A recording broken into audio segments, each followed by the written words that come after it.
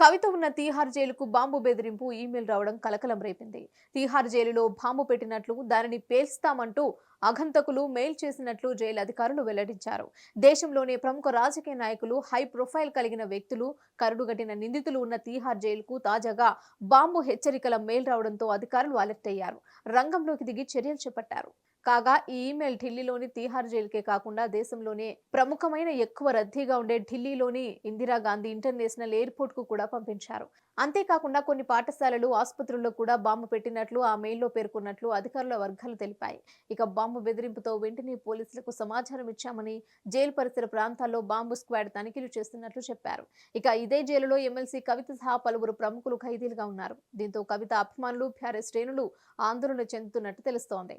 ఇదిలా ఉంటే ఇటీవల ఢిల్లీలోని పలు స్కూల్స్, హాస్పిటల్కు బాంబు బెదిరింపులు రావడం కలకలం రేపింది. దీంతో తీహార్ జైలులో ఉన్న ఎమ్మెల్సీ కవితకు మరో షాక్ తగిలింది. ఆమె కస్టడీని ఈ నెల 20 వరకు న్యాయస్థానం పొడిగించింది. ఢిల్లీ లిక్కర్ స్కామ్ కు సంబంధించి ఈడీ అరెస్టు చేసిన కేసుకు సంబంధించి ఈ రోజుతో కవిత రిమాండ్ ముగిసింది.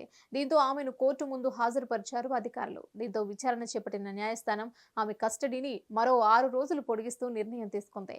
దీంతో మే 20 వరకు కవిత జ్యుడిషియల్ కస్టడీలోనే ఉండనున్నారు. ఈ కేసుకు సంబంధించి 8,000 పేజీలతో ఈడీ సప్లిమెంటరీ ఛార్జిషీట్ దాఖలు చేసింది.